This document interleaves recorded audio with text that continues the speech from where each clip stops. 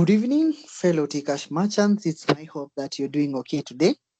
My name is Amos, and I'll be your trainer today under the Tcash Soko platform. This is a platform that is transforming our biasharas from just being normal, ordinary biasharas to being digital biasharas because we know that the world is headed in one direction, and the direction is digital. And this digitization is now on a new level. It is We are living in the era of the artificial intelligence.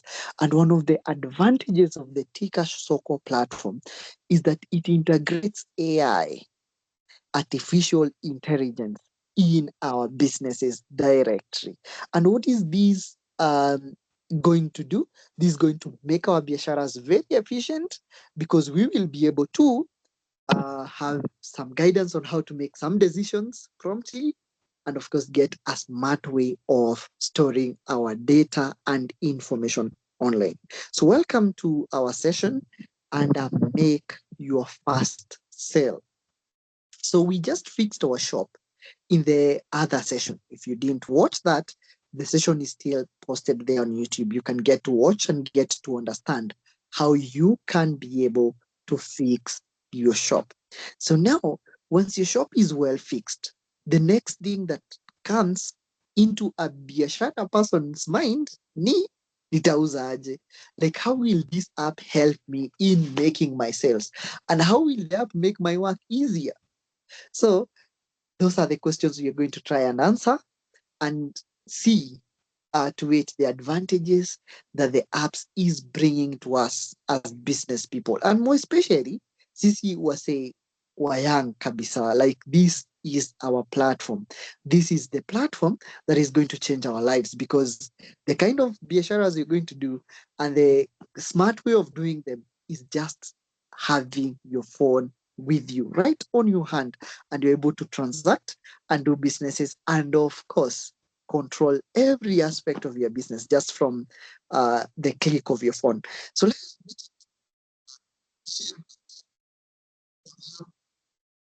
fast sale. Um, I'm sharing my screen. On my screen, I'm on the business side. How do you know you're on the business side? Of course, as we said, you just look at the bottom part, at the bottom center. Ukikuja hapa kwa bottom center, utaona it is the option is sell. Ikikuletea option ya sell, unajua yes, I'm on the right side, I'm on the business side. The next thing you need to ensure is that you're on the correct, of course.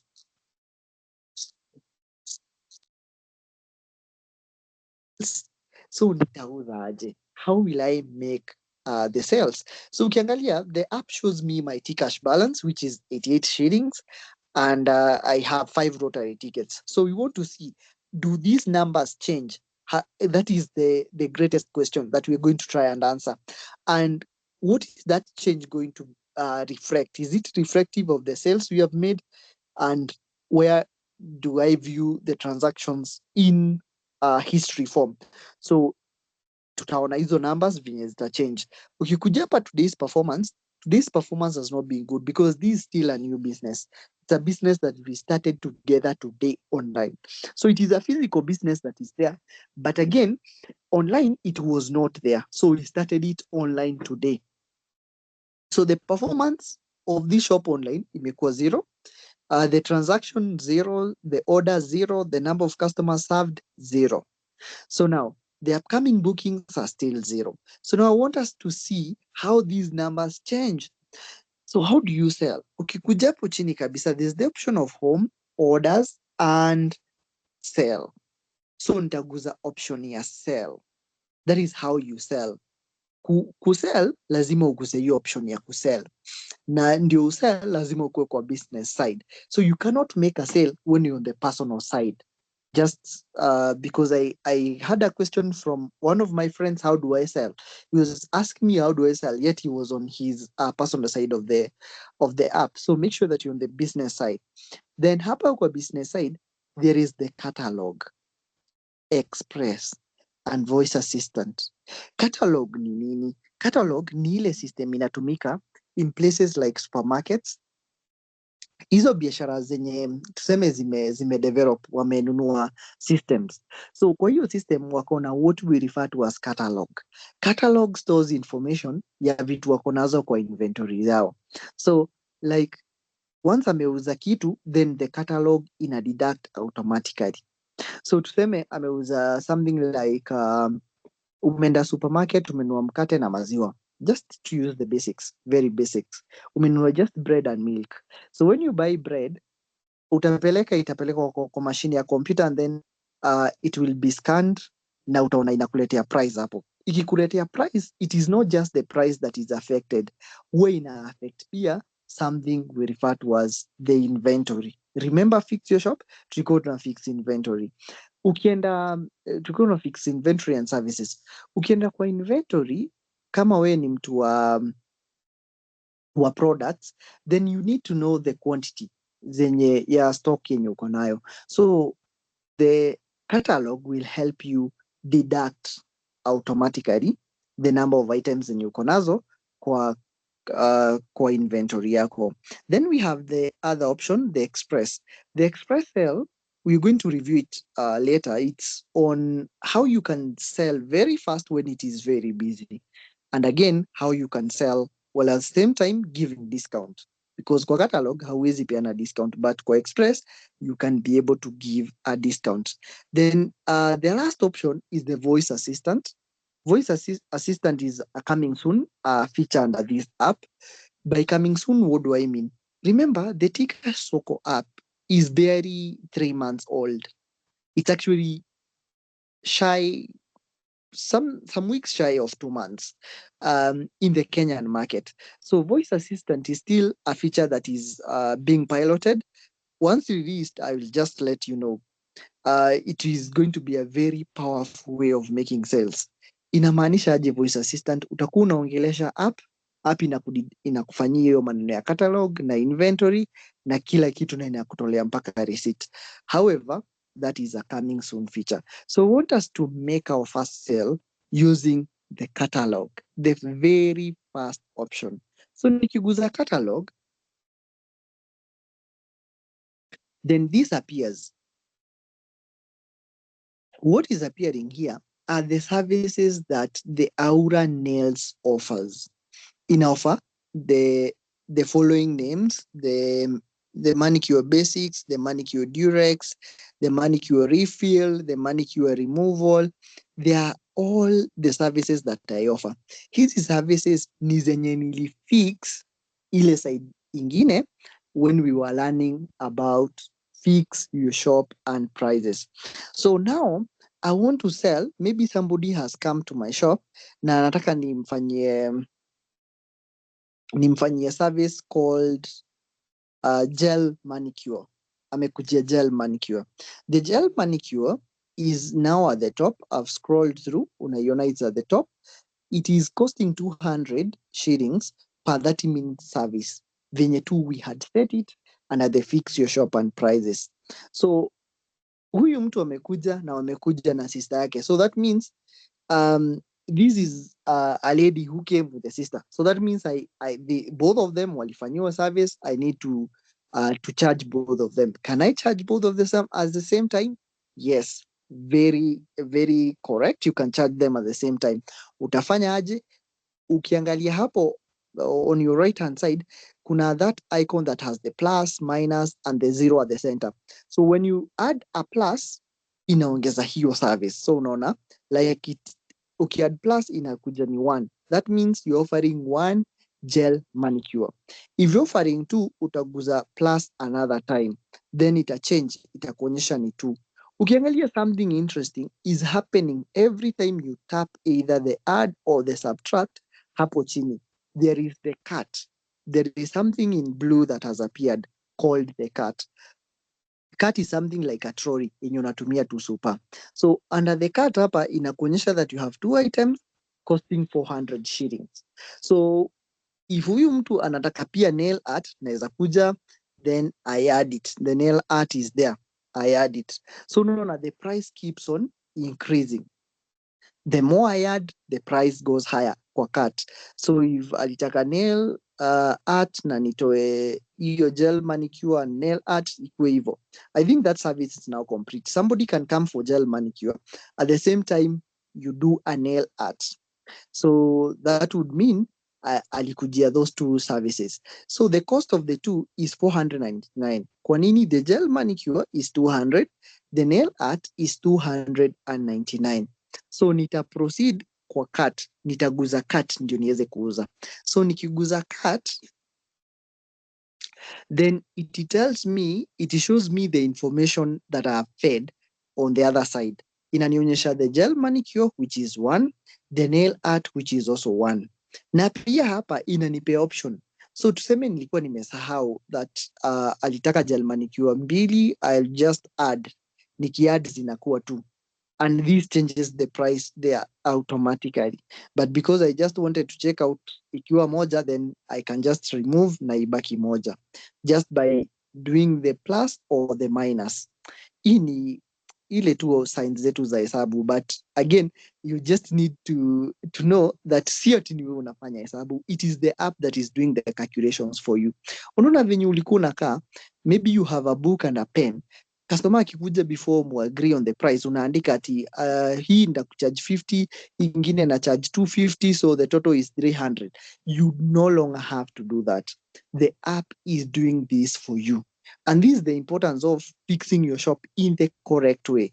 Because once you have given the app the correct information, then it is able to assist you in doing some of those basic calculations na ina make your process very smooth and very efficient. So you end up now satisfying your customers vizuri sana. So hapo chini, still under the cart, hapo chini, kuna these two options zenye uko nazo, add more and checkout. So because I don't want to add anything else, then I'll proceed to checkout. Taguza checkout. Checkout inamaanisha sasa nilipwe. So nikiguza checkout, then 3 options appear there. Zinaapia hapo chini. One is the Soko QR. Second, the word cash payment. Third, the external wallet. I would want us to understand these 3 payment options zenye app iko nazo. One of them is the Soko QR. The Soko QR code is a QR code that the customer can scan, na akiscan tu hivi, pesa inatoka kwa Tcash wallet yake, inakuja kwa Tcash wallet yako. Remember, at the very onset, I said that the app has 2 sides. There is the business side and there is the personal side. So akitaka kuscan hii QR code yenye unamuonyesha, ataenda kwa app yake. Kwa app yake ensure ako kwa personal side. Akiwa kwa personal side, hapo katikati, hapo chini kabisa, at the middle, hapo chini katikati, there is the option of scan. Hapo ndio atascan hii QR code yenye unamuonyesha. So that is one way of receiving your money. The advantage of using the Soko QR code is that there is no transaction cost. It is free of charge. So money moves from this wallet to this wallet free without any charge. That is the advantage ya kutumia Soko QR code. So atascan, akiscan, pesa inatoka kwa QR, kwa Tcash wallet yake, inakuja kwa Tcash wallet yako. Then the next option is the cash payment. So you customer anaweza kuwa hana ata Tcash. Sema amekuja, he doesn't know anything about Tcash. So if hana Tcash, then you can accept cash payment using the app. So then there is the third option called the external wallet. Hii external wallet inamaanisha customer mwenye anatumia M-Pesa, because the developers of the app are cautious of the fact that most of the Kenyan people wanatumia other mobile banking platforms such as M-Pesa, and because wanatumia na anaweza kuwa anakuja kwa shop yako anataka kulipa na M-Pesa, that is why there is the option of external wallet. So I want us to explore the cash payment and the external wallets, both of them, and see how they work. So I'll start with the cash payment. Nikiguza cash payment, Then it tells me to confirm the cash checkout. Then I just confirm. Nikiconfirm, meaning huyo customer amenipatia pesa now in cash. Then inanionyesha hapa that the purchase was completed at 6:18 p.m. today. So service fee for cash payments will be deducted from your next digital checkout.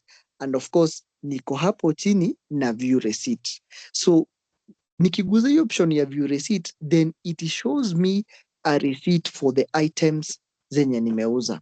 Ukiangalia the details of the receipts ziko hapo venye tu zilikuwa. Gel manicure for 200, the nail art for 299, a subtotal of 499, but a service fee of 4.99 was charged.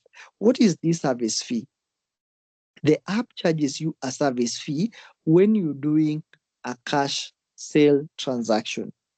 So the service fee is a very small fee, a very convenient fee, a fee that is just there for app maintenance. So the fee is just 1% of any transaction that is above 100 shillings. Namaanisha aje? Just 1%. 1%, that is why unaona inatuchaji 4.99, because 4.99 is the 1% of 499. Pia inakucharge 1 shilling for any transaction that is below 100. Of course, the items we sell that whose cost is below 100. Unaweza kuwa unafanyia mtu wa service ya 50 bob, ama unauzia mtu product ya 50, 20 shillings, 30 shillings, all those ones. If huyo mtu analipa na cash, then you will be charged 1 shilling a service fee. And this fee is just for app maintenance purposes. And remember, hiyo fee ndio inafanya unaenjoy some of the things zenye tunaongea about. Unaweza enjoy kupeana receipt. Remember, most of the businesses, we don't offer receipts. Why? Because receipt book inamaanisha you go buy. So instead of going by na unaandika manually, then you can be offering digital receipts like the one yenye unaona that is showing up now. So this digital receipt, I can send it to the person. How do I send it to the person? Naweza ichukua screenshot of the same and then share it kwa WhatsApp, kwa email, or through any social media platform penye naweza ni request ni share the receipt. So this is one of the advantages of the app, the fact that you can be able to issue receipts. Remember, receipts are proof of payment. So somebody anaweza kuwa alitumwa maybe na shop yake, maybe na organization yake akuje achukue services on behalf of the organization kwa shop yako, then of course these people demand receipts. Why do they need receipts? As proof that they came and they paid, or they had the services done for them. Sometimes hata mtu anaweza kuwa accused ya kwamba he was doing something else na hii receipt imwokoe, because it will show that this person was actually getting services from your shop at that specific time. So yeah, the receipt has so many importances, some of which I've just mentioned. So this receipt is given by the app free of charge. So you can be able to view it there. Nikirudi nyuma, you will see that it gives me some information hapa about the cash sale. For example, the cash fee balance ilikuwa 50. Hii 50 unapeangwa na app free of charge. So ya kufanya hizo cash transaction. So ndio inakatwa hizo 4.99, hiyo 1%, hiyo 1%, na hiyo 1 bob inakatwa kwa hiyo 50. Mpaka ile time itabaki negative 100. That is the time you get to now recharge it again. So the remaining cash fee balance is 45 because 45.01 because nimetumia 4.99 na nilikuwa na 50 ya kupewa na app. Then the cash sales that I can do before I resettle ni up to 9,501. So the importance of having this information ni naweza jipanga, naweza kuwa nikijua kumbe I can still sell up to 9,000. So nikiona bado sijafikisha sales za 9,000 najua bado I can still do more sales, and this is now done. That is how you can be able to sell and receive your payment through the cash payment option. So now, the other option that I wanted us to have a look at was the external wallet and how it will be working. So I'll just come and pick maybe similar services, the gel manicure, or let me just pick different one, gel removal. Maybe somebody amekuja anataka umtoe gel. Remove gel, of course, there's a liquid that we use to remove and so on. So this service is, you can charge it. I usually charge 200. So instead of writing 200, I find it okay written 199 so that I can give 1 shilling discount. So nikiguza cut, once I add that ikuwe service moja, then niguze cut, then itanileta kwa hii profile, then I proceed to check out because my intention is to just check out tuone venye external wallet. Huyu customer anataka kulipa na external wallet, hiyo transaction itaapia aje. So I'll proceed to check out. Nikiproceed hapa kwa checkout, then I have these 3 options of payment, but now I just want intentionally the external wallet. So that is what I will just tap on. Taguza the external wallet. So once I tap on the external wallet, then this information appears. The external wallet has a QR code. This is the standard QR code. So hii QR code naweza itumia, naweza muonyesha na iscan. Akiscan using his or her M-Pesa app, then money comes from his or her M-Pesa to my Tcash wallet directly. So pesa itatoka kwake na inakuja kwangu. So that is how the person can be able to send the money to me. Otherwise, they can use the pay with M-Pesa USSD. USSD ni ile phone toolkit yenye mtu anatumia kawaida. Then they would put the pay bill number 817817, the account number, the phone number that you use to register your Tcash Soko app with. Hiyo ndiyo ataweka kama account number, and then of course amount na nakulipa. Then money comes from the M-Pesa to your Tcash wallet directly. So something that I would have to mention here ni ati hii transactions zenye atakuwa na kulipa via this external wallet, which is the M-Pesa, will be attracting a fee charged by M-Pesa, not charged by Tcash Soko, no. Na si wewe unachajiwa, the customer mwenye analipa by that, because these are pay bill option, na pay bill huwa inakata pesa kidogo, like service fee kidogo. So this will be attracting a service fee for your customers, not for you as a business owner, but for your customers. And that is how you can be able to make those sales using the external wallet. So because I don't have another phone having M-Pesa to pay with, so I'll just exit. So I'll just confirm that I want to exit. So I exit the cart, and then now I want us to see. We made one sale of 2 items. Did this information reflect in our business? So nikirudi hapa kwa home, there's some information that I want us to have a look at. One, the Tcash balance has not changed. Inabaki 288. But the Rotary tickets zimetoka 5 zimeenda 6 because I've already made a sale. So you can see that this app is just absorbing that information real time. The moment tu umefanya transaction, it denotes that you have done a transaction. The next thing that has changed is today's performance. Today's performance was 0 when we were starting to make the sale. Ilikuwa 0 kabisa. Right now, it is 499, and I can be able to monitor how my business is performing in the course of the day. Assuming that I'm able to employ a number of people. So kila mtu akiuza, I'll be able to see today's performance. Ikiget to increase. So I can be able to even compare days. Niseme jana, niliuza 5K, leo nimeuza 2K, meaning leo biashara imekuwa chini. You can also be able to view the number of transactions that have been made. Hizi number of transactions zinakuonyesha the number of customers you have sold to.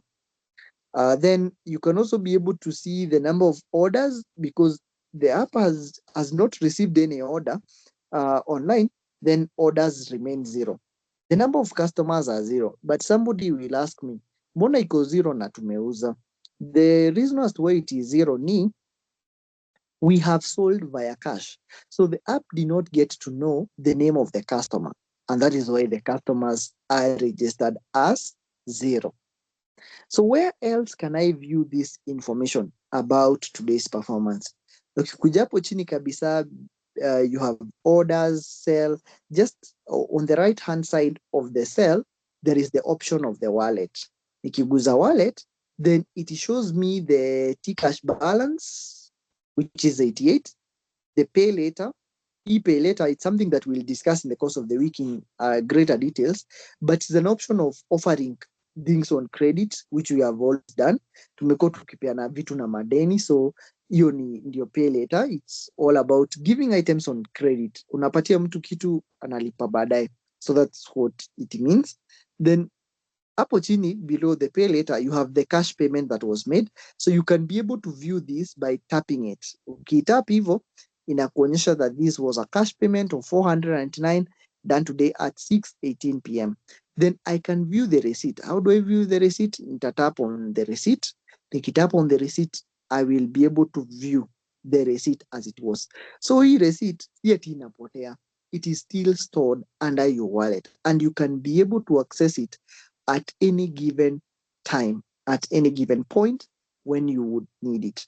The importance of this is client anaweza kuja hata baadaye akwambie, by the way, I would need receipt for the service that you offered to me siku fulani. So you can be able to retrieve that na uweze kumpatia receipt yake and the customer will be a happy customer.